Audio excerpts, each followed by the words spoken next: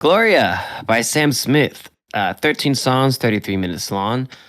Was this their fourth LP, I believe, if I recall correctly? Sam Yes, and Smith. to be clear, just at the top of this, and also screw you, all bigots. Sam Smith uses they them pronouns. We're gonna try our best to do the same. If you don't understand that and can't just respect this artist for their music, this is the wrong video for you.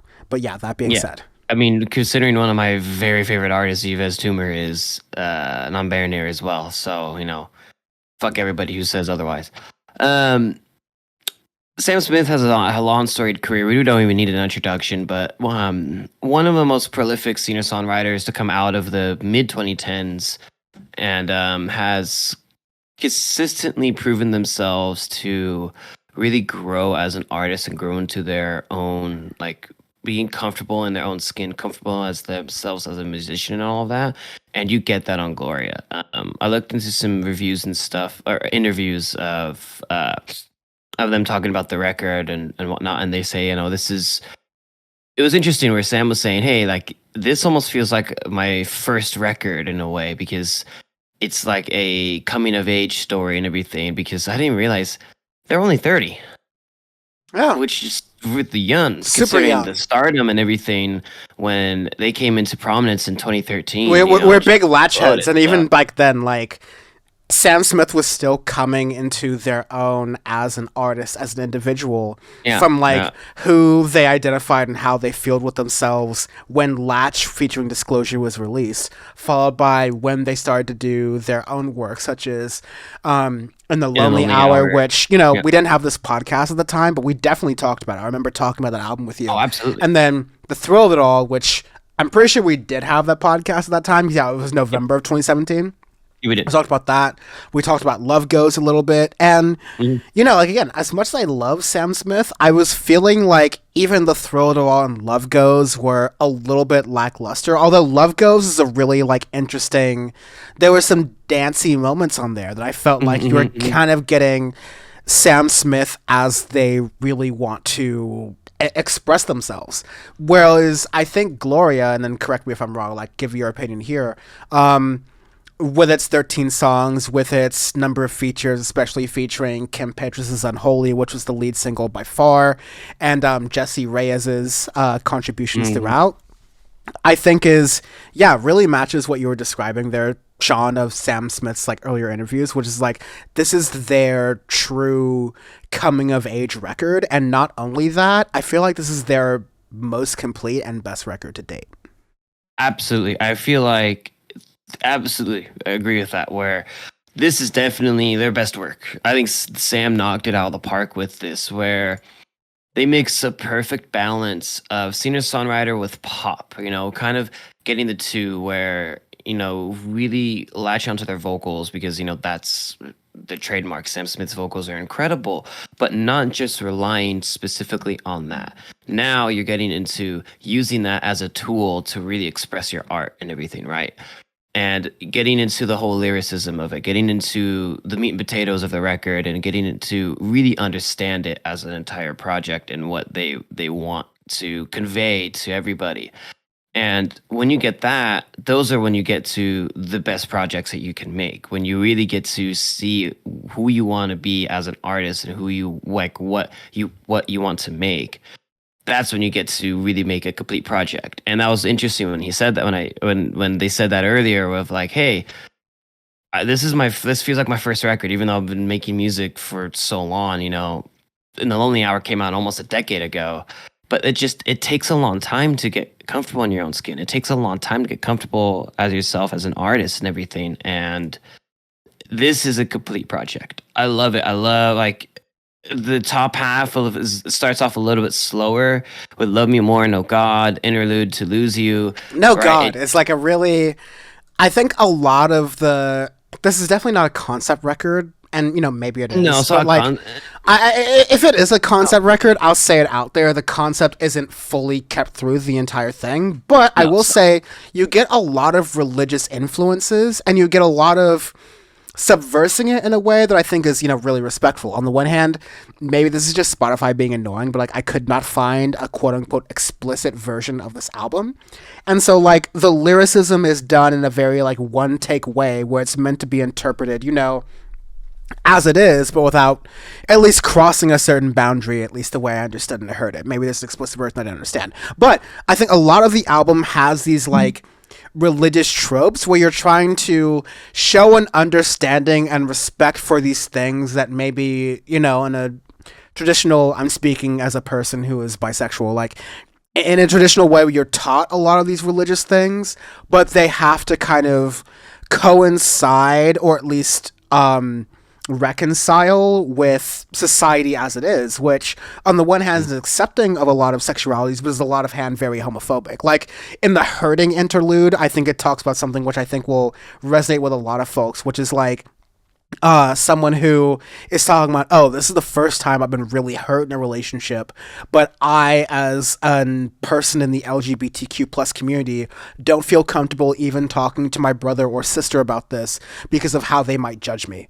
And so you get that throughout the entire record, in addition to all the religious tropes is the wrong word, but like it plays with the religion in a very artful way that is like, okay, here is how I'm, like you said, Sean, here is how I'm reconciling with this in a very mature manner. Yeah, and I love how it opens. Love Me More, No God are two perfect tracks to really get you into that feeling and get you into the zone of, oh wow, this is going very, very introspective, but in a way that is extremely relatable to, I feel like, everybody, right? Like you can pick, even if you're like heterosexual or whatnot, you can still pick things from here that resonate with you. Like that Hurting interlude, I think is fantastic because all of us have been through something like that it doesn't even necessarily need to be a relationship. It could be anything that has, hurt you in the past, or anything that really resonates with you, that you still hold on to that bag, you still hold on to that weight. And like you feel that like that fourth song on Lose You, where it gets in and then it starts to really get into the more of the poppiness of it. So it's a really nice transition from there to where it's now playing with the tropes of, what do you do with that? Like, do you just really get into your feels and whatnot, or do you just become a stronger person out of it, right? Do you use those things to get stronger? Do you use those things to really figure out who you are as a person, who you want to be, and basically get like a thicker skin, get like a thing to where you don't let other things, other people, like what they say about you, they talk about you, don't hurt you, and all of that. And you get that Lose You, Perfect and Unholy. Like that's what I really like about this record. Those three tracks in succession, especially. Yeah, it's fantastic. Yeah, and to be clear, like I resonate with a lot of what Sean is saying, but I want to also like make sure this is framed correctly. Like it's not about gaining a thicker skin as if like this stuff doesn't matter to you, but it's kind of like there's a certain point, at least I got to, where I like kind of, and I think a lot of people who get to this in the LGBTQ spectrum are like able to understand that like regardless of how I am judged, I am happy the way I am. And even again, like as Sean is saying, even if you are not in that spectrum, if you are like heterosexual, if you consider yourself that way, you can still find some ways, whether it's like if the person you love or if the interests you have are not necessarily what your elders had for you in mind. Exactly. You get to the point. Yeah. You get to the point where you realize that what my elders taught me is what I need to put for myself out into the future, and what that is I have this love, I have this interest that is different from them. And that's powerful and that's strong and that is valid whether you're heterosexual or whether you're anywhere else on that spectrum. And so I think that, Sam Smith and the songwriters that work with them did a really phenomenal job of not just like songwriting and planning that out and producing that, but executing it, because that's really the best of what music can do as an expressive sort of medium. Exactly. And I love that. And again, like I was kind of I was kind of surprised because Sam Smith's previous work did not hit me in this kind of way, and like I know at the same time this was always in them. This was always something that Sam Smith was capable Absolutely. of, and I And never lost sight of like that. they were close too. Like with previous records and everything, you could see like they were teetering on the edge of really getting into that. But this record, you definitely get that. The lead single "Unholy" is fantastic. Kim Petras is a very, very interesting musician because she is a German artist that I've heard of for a long time. Because back in the early 2000s, like 2006, 2007 or so, she had a whole thing. She had her transition and whatnot, and was one of the youngest people to get a certain surgery in Germany at age 16, and really develop a whole pop career and whatnot in Germany that then blossomed into worldwide stardom and whatnot. And on this track is just like the perfect person to feature on Unholy, and it just really encapsulates this track. And with our favorite categories of best overplayed song and whatnot, Unholy is definitely Absolutely, on that list. it's a 'Cause banger. this fucking banger, so good, Yeah, it's such a great. good track. Yeah, it I definitely. love it. Again, we talk about best overplayed songs on Audioface. You can check out the ones we talked about last year on the YouTube channel, youtube.com/audiofacepod. But those are the songs that were like, wow, this has a lot of streams, and I get it, which is not a position we usually end, but for sure. And then through the rest of the album, and I'll be honest, like, I would still say this is a top heavy record, but the bottom isn't. Okay. Yeah, it's still good, and it's not lagging so far behind that it hurts how I feel about the rest of the project. Mm-hmm. It's just a top heavy record. That's it. Where most of the bangers and stuff are at the top, but you have like "Gimme" with featuring Coffee and Jesse Reyes is a great track. You have that. I'm Not Here to Make Friends, produced by Calvin Harris. And can Sean? I'll give you a pass here. I mean, I'll use what little pass I have here to say this. What you said about Kim Petras and Unholy was like very correct and very honest, but at least in my first pass opinion, the gayest song on here was "Who We Love" with Sam Smith and Ed Sheeran. Like, hands down, the gayest song was with in my opinion, the straightest artist on this album. Sean, feel free to tread carefully, but at least that was my thought. That's so funny. And absolutely 100% true.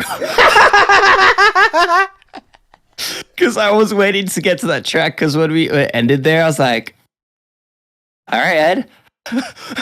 I'm like, hey, man. Absolutely no judgment here, man. That was brilliant. Fantastic record. Sam Smith fans of like throughout their career, and even newer fans, everybody will enjoy this record. Damn good pop record. I love it. Give me some more pop records like this in 2023. Let's keep it rolling. And also, it's something I can unironically say is good for, the overall movement. Because again, this is not Power Report. This is not Power Report. But the LGBT emphasis on the T plus community has been going through it over the past couple years, like different laws that have been passed and different shit that's been going on, especially in the United States. So this is hopefully an album full of a lot of anthems to keep people who are like really struggling with themselves and struggling with their identities and who they are as people, not to just like cope in the day-to-day and go through it, but also understand that like they are loved and they are valid, and who they feel as they are as individuals are like, that's the way they should go forward too. And I think that's the best thing music can do, again, regardless if you're in some kind of like minority or like whatever life experience you're going through. Music should make you feel less alone, and this is a great job of that. And yeah, it's also just great music overall. So it is. Yeah, arbitrary scale, as we do arbitrary scales every week at Audioface, because our review is our review. We poured our hearts into that review for sure. And so to bastardize it with a letter grade or a number grade like some other YouTubers or, content creators or article creators tend to do, This week we're going to be using the senators who quoted Taylor Swift lyrics during their Ticketmaster hearings, and it's fine to do a little bit of double dipping here because there's a couple. God, I'm gonna go with when Senator Mike Lee God said, damn it. and you can choose this too if you want to make it easier. Yeah, I Said, am. It's fun. quote, "To be honest, I had hoped as of a few months ago to get the gavel back, but once again, she's cheer captain and I'm on the bleachers. Nice of Taylor Swift to write a song about the same situation." Again, this is Utah Senator Mike Lee, the sick F, just getting himself warmed up, just getting himself lubed up for this entire, like, completely self-infatuous political BS conversation. Again, like, all these people are liars. If I were more dramatic, I would start breaking glass, but then I'd have to clean it up. So, like, yeah, these people piss me off, man. Is that gonna be who you're going with too? No, absolutely. That's what I'm going with because it's just especially because it's Mike Lee, piece of shit, Mike Lee.